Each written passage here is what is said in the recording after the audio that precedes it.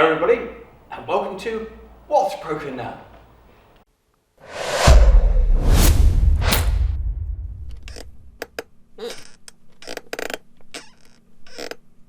In this month's episode, you find me in one of my new favourite places to be, in my brand new dumper truck. Which, ladies and gentlemen, I am happy to report brings my grand total of serviceable vehicles up to 4, which I think is actually possibly the highest it's ever been.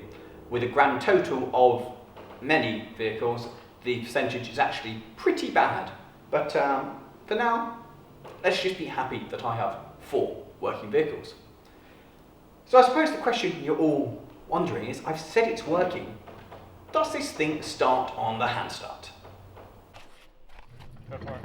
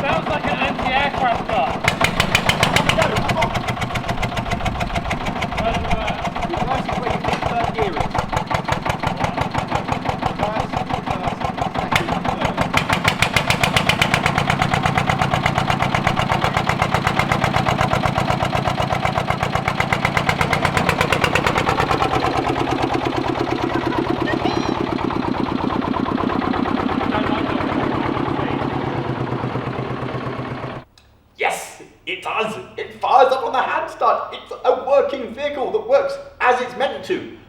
Bar the steering, which is, frankly, absolutely awful. But yeah, it works. It's cool. I'm very happy with it. So we took it out for a little trundle and stumbled across Jeffrey, who was on a modern lawn mowing tractor. And we engaged in a race.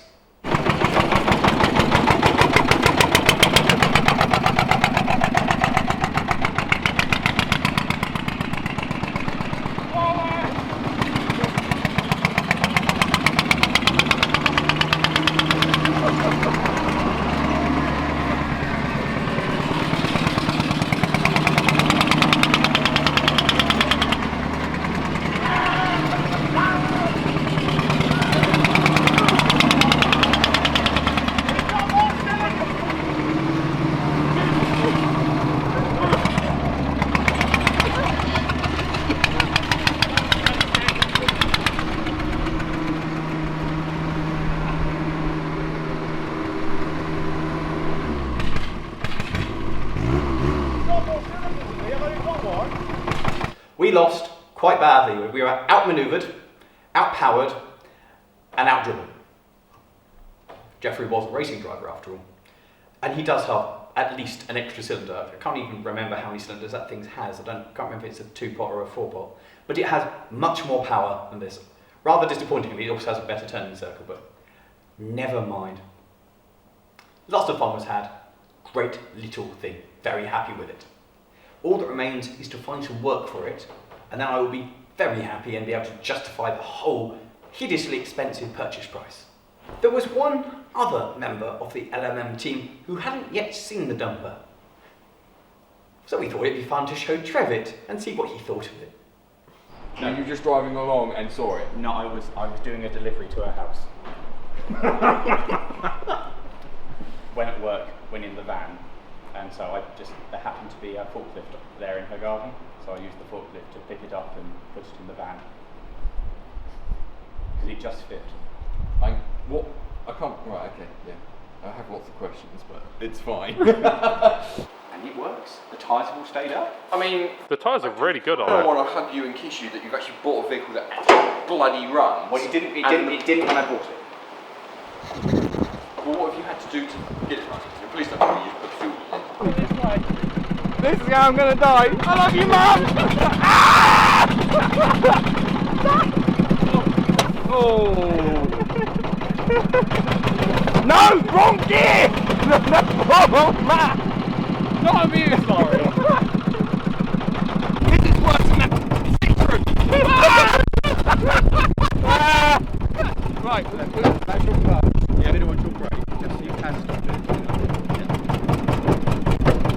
seconds over here. You really scare me. Really? There you are, I feel. Glad we didn't do this anywhere where there was anything to keep. I love this film. This is great. Can you just leave me out here all afternoon? I'm sure I'll get the hang of it by the end of the day. Clearly, he absolutely loves it. Everybody loves it. Even actually no, Morgan doesn't love it at all. I take that back. Morgan is still completely perplexed to why I thought it was a good idea to buy it. With his line from the video of "you have a serious problem" being personal favourite of things that he said so far in the shed. One thing we didn't mention is its top speed. So armed with Trev and Matt, we set out determined to find out just how rapid this machine is. Jump off. Yeah, just jump off. I just don't like I just want to point it so it's not at the road. It's not going to take that long to sit down. Right. It only does 3 miles an hour. Those are spiky trout. Oh, that would be a great shot. Like an intro shot.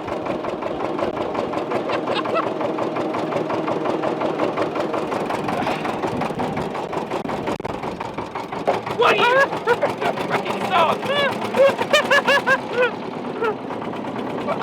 Hey! Come back here! We're out running on this, don't you worry. 4! 5! Are we gonna get hit 6? 6! 5! 6! He's uphill, I think we are going uphill. We need to do the thing where they do once on the uphill, once on the downhill, and then average. Does that show up? Yeah. I'm giving all she's got, Captain! She just don't have the power! The answer is it's not. It's not rapid at all. But Matt does think that by pushing the pedal through the floor, we'll get a little bit extra power. So we'll do that again and see if we can get it to go even faster. So what else works? Well, the 106 keeps trundling on. I got up here the other day with a very flat rear tyre, pumped it up and it promptly went flat again. So it's got new tyres now. I've moved the front tyres to the back and it's got new tyres on the front. And actually, it's made a huge difference to the car. It feels a lot better driving around. I didn't realise how bad the tyres were. It just feels a lot more stable, a lot more happy. It's, you know what, it's really, really nice. As for the MR2, nothing's really happened with that, apart from the exhaust has started to leak again, which does somewhat detract from the joy of driving the thing. But I've been driving the 2 cars around and just alternating them now and then, popping in, swapping them over, taking the other one out just so they both get used. And frankly, I love them both. I love driving them both. Very different driving experience, like totally different, but almost equally enjoyable. Obviously the 2's a lot faster, but the 106 it's just a nice little thing to be in. It's a nice little car to drive around. It's just, guys, the 106 is definitely the best thing to ever come out of France. I mean, I appreciate it's only got to kind of battle against wine and cheese, but it's brilliant.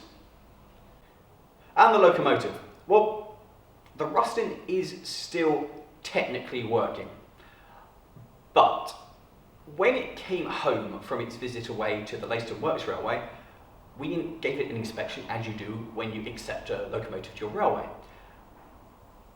And we measured the flanges on the wheels. And these are bad. Very bad. They are worn and they're going to need replacing.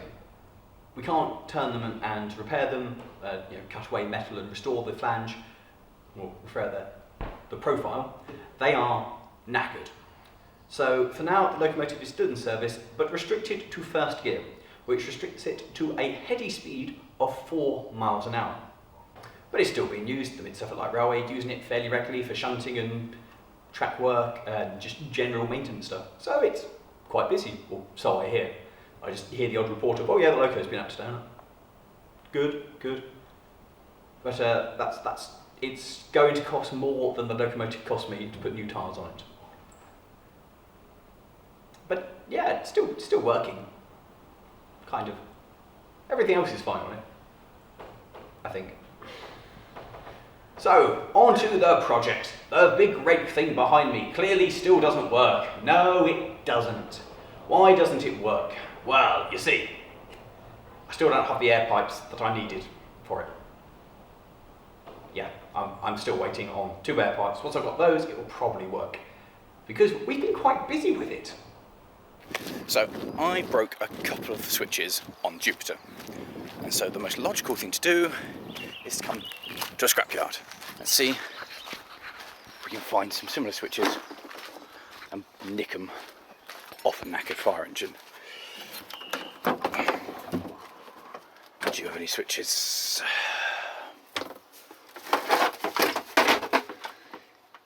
Nope. No, this one has been well and truly raided. It doesn't work. Possibly a Dodge? Oh, that was the tipper. Oh, I'm sorry, I looked at behind that. I should have acted faster. That's... That's a dead fire engine? Where on earth are all the fire engine caps? That's too far gone. Cracked windscreen. May or may not have any spare bits that I need. Someone's pinch. How do I get into it? Someone's pinched the door handle. Haha, door handle this side. Has it got anything I need? Nope. It's already nicked all the switchgear. All the things I need already gone. Damn it. Oh. Oh, that's pretty. Oh, hello. I haven't got room to put it. I haven't got room to put it. Oh. Oh, but it's... I bet it would start.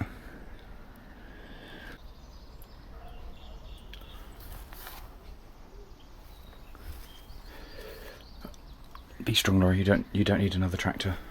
Be strong. But you so could have this. Oh, I'd like this. Oh. Oh, and another fire engine. Where's the thing? Where? What? What's the what? The thing I literally just... No, that's one thing, but where's the fuse? That's not the fuse. That's a bulb. That's the same as the first thing you offered me.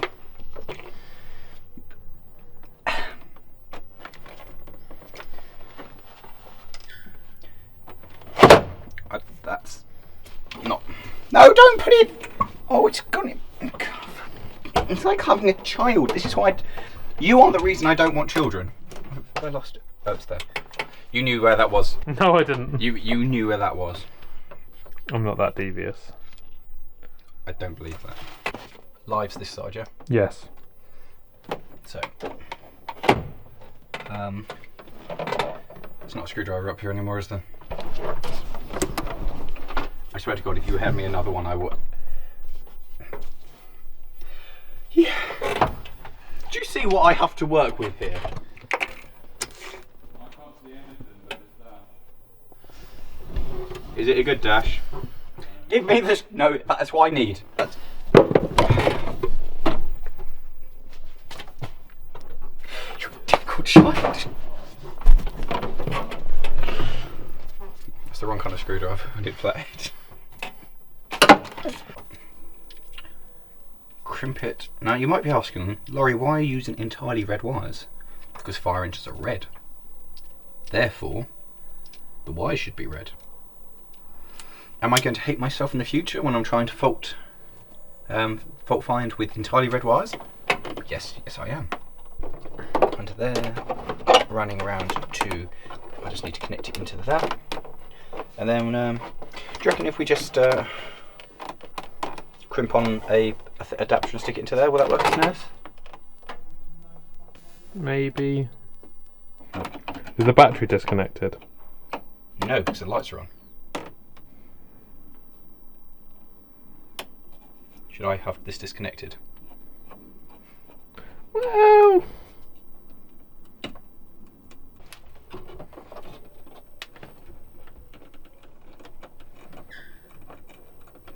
I don't think I'm going to fit these both in there, am I?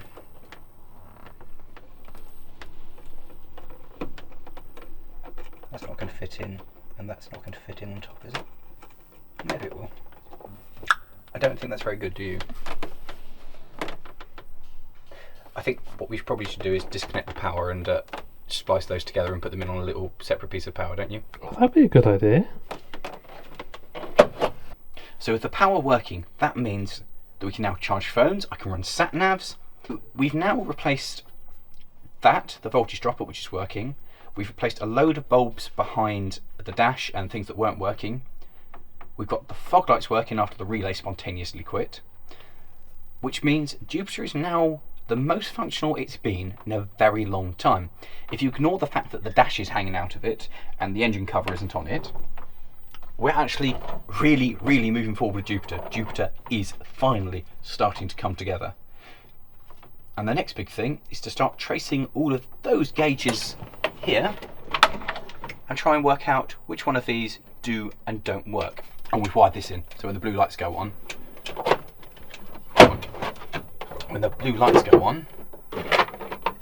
which is that one, that now illuminates. So it lets you know, because if you're driving around in the bright sunlight with the engine running, you can't hear the whir of the blues, and you can't see the blue lights. So that's a repeater just to let us know the blue lights are indeed on. Once this is off, we're going to spray the whole thing with some contact cleaner. Damn it. Because this bulb has now blown 3 times. I've had to replace one side light on dupes, but everything else has been fine, apart from this one. So there's obviously something not quite right with it. So I've been told to spray it with some contact cleaner and then just check to make sure the bulb is a tight fit, because apparently if it vibrates around when you're driving, obviously, and it's hot, that will break the wire. Can't be that complex, can it? It's not like that can rattle around in there, can it? I forgot this wasn't a screw. But that's just a push in, so that can't rattle, can it, really? I'll do it anyway.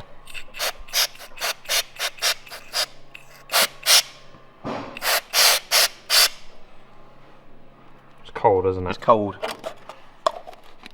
But it smells. I broke the can. Good job. Thanks, mate. I tried to put the lid on the can and failed. It's not the first time things are being failed at, so. Thank you, Master of Sass. That's what I'm here for. Is it? Yep. I actually. You know what would be intelligent? Let's go see if it works first. Do I have a headlight?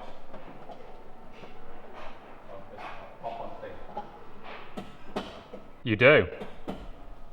So what I might now have, side light, being the little one down there, headlight, main beam, fog light. For the first time in time, I think all the front lights work on tubes, and I think all the back lights work. Anyway, that's how easy it is to change a headlight on a Dennis RS. It's only taken like a week. But as these bulbs do keep going, I bought an additional 2, so I've got spares now in stock.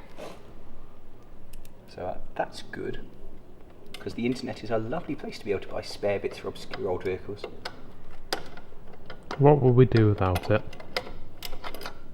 They're proper ones from eBay as well. Oh, flea-bay specials. Oh yeah. Only the best for my fire engine.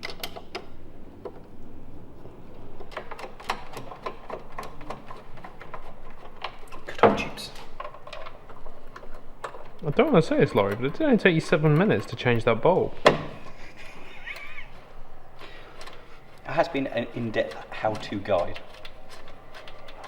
Yes, for all the Dennis RS fire truck owners out there. There's like 33 Dennis RSs still kicking about, so 33 people might have found that they probably had to change their bulbs already, haven't they? Yes. Because there's probably systematically each left light bulbs as well. I really don't know. I don't know if that's just this one. It's a vintage vehicle, so it's going to have its own quirks and curiosities, isn't it? It's things that it does that no other vehicle does. Mm-hmm. Like apparently most other people's run. That was low. That was low, unnecessary, and hurtful. Well, that's one good job jobbed. It is beautiful. So as I have the Rust-Oleum out for painting other things, I thought it'd be a good opportunity to get the base coat onto the pump, and then we can actually paint it back and it'll be properly red. But it's a lot easier doing this when it's not in the back of the fire engine. So thanks to Craig here, the inside of Jupiter's pump bay has all been cleaned up, it's been painted, and the pump is in kind of one-ish piece.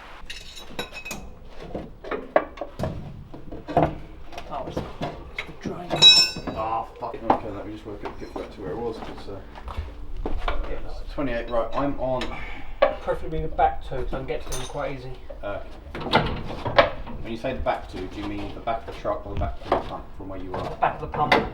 So you use the front of the truck, so I'm giving a wiggle on this one. Which is... the one that's... Yeah, okay, ready? Yep. Yep. Yep. We had every bloody tool out.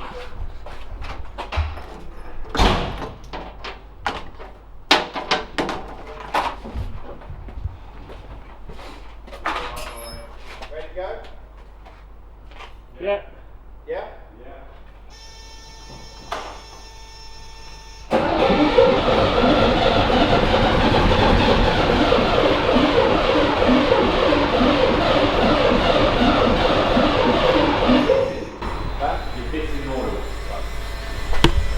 That's all out there. That's quite a lot of oil. Pouring out, it's pitched out the top where it's sealed against the top. It was bad. I was waiting for that. Right. Can you get some watch on my face, please? Good news, it's mostly clean oil.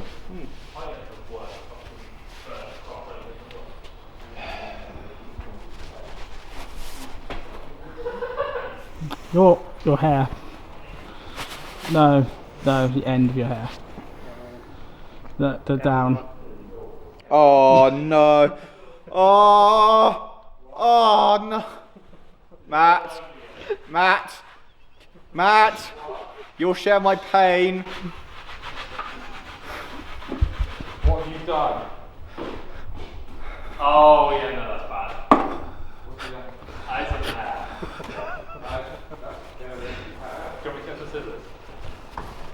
It's got the pump in it again. It's an actual fire engine again, which is very exciting. We have no idea whether it works because we haven't been able to get it out of the shed to fill it with water to fire up the pump. But theoretically, working pump, working fire engine, very exciting. And all the gizmos and stuff in there, they work too. I've got working switches and working lights, and honestly, I think it's the best it's been in years, despite the fact it doesn't actually, drive. It's a work in progress, and it's coming along nicely. And basically, now we've also fixed the oil filter not sealing, which was a bad leak. There's a big black patch down there, which will tidy up once the machine goes outside. But it's literally just now waiting on 2 air pipes and adjusting the brakes. But I can't do that until I've got air. But once it's done that, it should be done. And it will be on the road and it will work again until it inevitably breaks down again. Because it will, because it's Jupiter and it's what it likes doing. The other projects. Well, finally, the new dash turned up for the Massey 35. So I've just put in the new dial that's come back from Agri Parts. So let's turn over the tractor.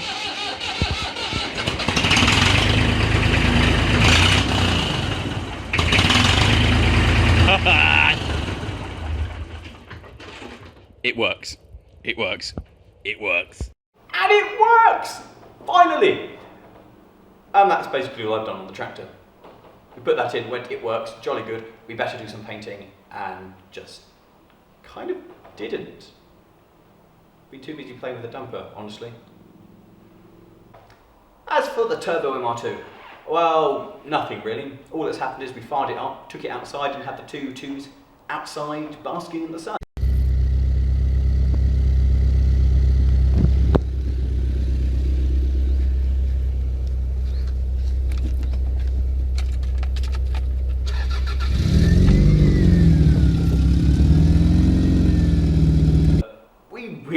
into that car. It will be, I promise you guys, it will be the next big project that we get stuck into. We'll be getting that on the road. Because probably my current two will need to come in and have some work done. Like particularly need to repaint, and there is definitely some rust starting to come through on the bodywork. So hopefully we'll be able to have the cars kind of swap over. I'll start driving the turbo around and have mine come in for some work. That's the plan anyway. Whether we stick to the plan, nobody knows, because it's us and we are basically useless.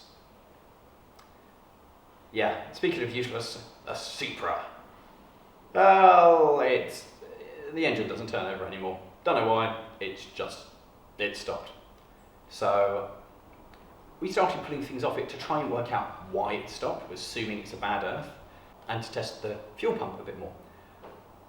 And as we pulled panels off it, we realised how very badly rotten it is. Okay. Out of rough gas. A good earth in here? No.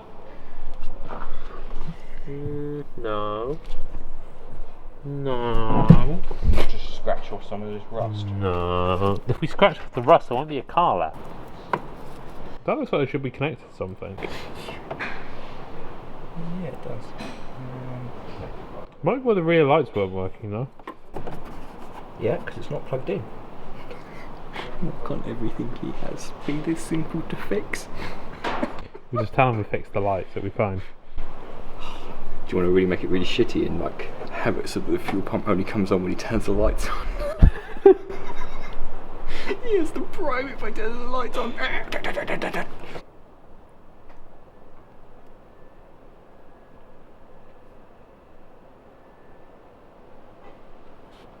No.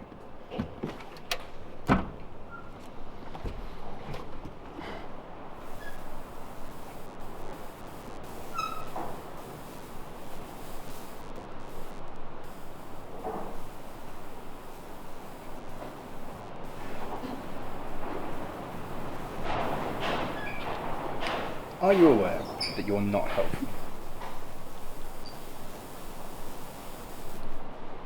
This is on the Supra. I don't know if this is mine.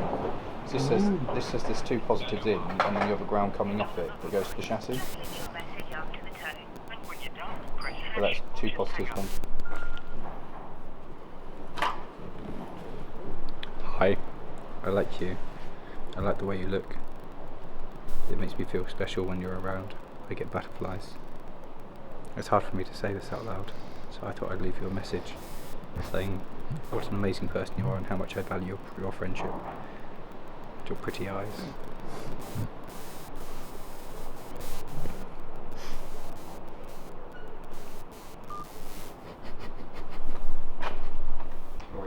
So as you can see, there's been a bit of stripping going on the rear end of the Supra, and this wasn't really anticipated. What we were trying to do was get some kind of power to the fuel pump in the hopes of getting the thing to fire up so we can move it and it's mobile again rather than being a paperweight, because the brakes are binding on it and it does make it rather hard to move. And the result is we can get nothing to happen to the fuel pump at all. Even when putting power straight to it, nothing happens. And now it won't turn over either, it just clunks. So that's great. And so we started pulling off some panels to try and get better access to the fuel pump. And as a result, more stuff came off because we were like, oh, that's rotten. And then we kind of started going in here and going, well, that's rotten. And that's rotten. And the other thing we did when we pulled this stuff off is we ran the plate and put it into the online checker to see what it says. And it revealed some rather interesting information, which I shall now recount to you. It says this car had an MOT in 2006 when it had done 163,000 miles, and that's when it had an MOT. It then had another MOT, went for test in 2013, so it sat for 9 years doing nothing, where it failed. And the notes on what it failed are quite interesting. It failed on having a rear wheel nut missing and the wipers not working. But the advisories are rear brakes worn, pitted or scored, front brakes worn, pitted or scored, all tyres heavily perished, rear wiper blade missing, and then this is a new one that none of us had ever seen before. All, in capital letters, suspension, chassis, body, braking, exhaust and drive systems heavily corroded. Now that was in 2013, and that's the last MOT that it had. So basically, it got through with heavy corrosion everywhere. This car is absolutely, insert your own expletive here. If you look down just underneath the car, Jeffers, the amount of rust that's fallen down since we started doing this. Oh, that's not how it's meant to be. Yeah, just bring it into there and just go ding. Wiggle. There we go, and Oh God, what is that? And that is. So even though this isn't one of our project vehicles at the moment, we kind of got carried away with, oh, let's find out how bad it is. Oh God, has it gone up there as well? Oh God.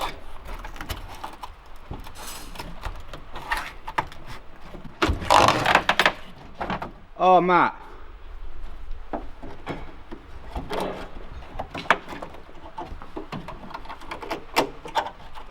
Oh, Again, it's gone. that's rotten. Has it gone? It's gone there. That's actually all been filled. You can see the lines in it where it's not been smoothed down properly. strip of that kind of bare shell, get it sent off, Yeah. and see what we're left with. And I reckon you're going to find a whole bunch more sins when you do that. There'll be filler everywhere. That seal's gone. Is that's it? I mean, I like how everyone's just under this, just like, oh, rust coming off. it's like cornflakes. It is. Oh dear, dear. Not to mention the door as well. The door needs to be replaced too. Well, I did find someone who had one. Yeah, it's just been coated in understeel underneath, hasn't it? No, it makes it look a lot better than I think it might be. What? It's so far gone, guys. It's not a lost cause. No, it's not. There is a viable project in this. Front frame as well. The whole subframe. The front subframe's gone. It's all just rusted into sheet here, it just crumbles. It goes back behind the front wheel this side. It's just, all the bottom half's gone. That bit there is not meant to have a hole in it. That's rotten. That's the front subframe is rotten. That's bad. It's rotten over there as well. That's starting to rot through. All of this around here has heavy corrosion on it. It all seems to be relatively solid.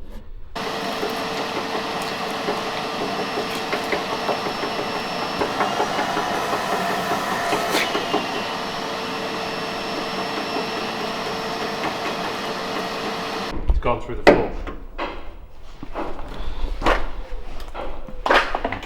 Into new bottom.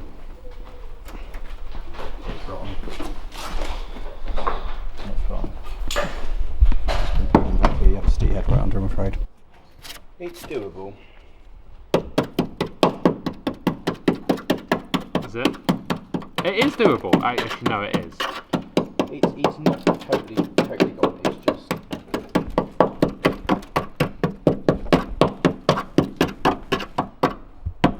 There was a very generous MOT tester at some point. I want to meet him. Well, to be fair, it was like 4 years ago that it actually had a ticket put on it. Yeah. His name is Davey, you can find him in a pub. It's quite bad. When we looked at it when it turned up and kind of went, oh, it doesn't look too bad, what we were actually having a glimpse at was an awful lot of undersealer. And under the undersealer, there is rust and nothing. So, well, we're going to try and get it so it runs again, so at least we can move it about. And then it's going to be parked at the back of the shed for quite some time because it's going to be a major project. The car is rare enough to actually warrant doing a full strip down overhaul. And frankly, with the amount of rust and holes that we found in it, just having a day playing with it and removing bits, we realised then it's going to be a strip it down to the shell, send the shell away for sandblasting, and then, yeah, rebuild it. But that is a very long way away. It's actually a bigger project than the other big red lump over there. Speaking of, we've done nothing with Red Roof. All that's happened is that Craig has had a look at it and started making a plan of what he wants to attack first, which is good. So there is actually a plan with it, but we've not done anything there. All attention's been on that one. The Lotus, I'm pretty sure that's still there. Yeah, it's still there. Nothing's happened with the Lotus at all. The International, I'll play with the starter motor some more. Now, if I've done this wrong, I imagine it will just spark and kill itself. So it's kind of important that we get this right. That's not how I envisioned that going at all. You're just making this up as you go along, aren't you? No, I know exactly what I'm doing.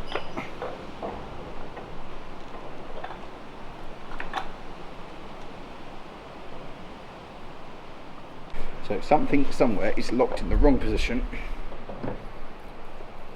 Is it that? Because that should, he says, that obviously goes like that. It goes in like that and that. So this is positive, negative should now does absolutely nothing. So it's still negative. Doesn't appear to be turning, Lawrie. It is. So there's still an issue with it. What's really, I don't know what's wrong with it, because when we took it to the boys, they did exactly the same thing, and it fired straight up. Really? Yeah, and they went, it'll just be this wire here's loose, that goes in there. So, okay, that needs to go to a specialist then. Don't know why, don't know what's wrong with it, but until the starter works and it spins up again, we don't really feel like stripping down the engine and working out what on earth has gone wrong with that. So that stays very firmly in the back of the shed, kind of forgotten about pile. Once I've got like the 35 working, then I'll look at the other tractor. But I have enough vehicles in pieces at the moment, I do not need to start stripping it down, despite the fact that Morgan and Matt both are like, oh yeah, there, let's pull it apart. No, not another one in bits. I can't do another vehicle in bits. That's, yeah. The urge for a tractor to run has been kind of superseded by the fact that this works and we can move stuff in and out using this as a tractor. Have I told you how happy I am with this thing? I don't think anybody realises just how much I like this thing. It's not very apparent, I'm sure. But that's about it, guys. Thank you for joining us for this month's What's Broken Now. Things are moving forward. I have more working vehicles. I have new vehicles. And frankly, I'm very happy with everything right now. So please like, subscribe, leave a comment, let us know how stupid we are, what we're doing wrong, and yeah, something positive, that'd be nice as well. And share it with your friends, yeah, help us grow a bit more. And thank you to everybody who's subscribed recently and everybody who's watched. We're really quite blown away by how much the channel has grown, so thank you all and welcome and hope you enjoy this. And if you haven't already seen the video on picking this thing up, click up here.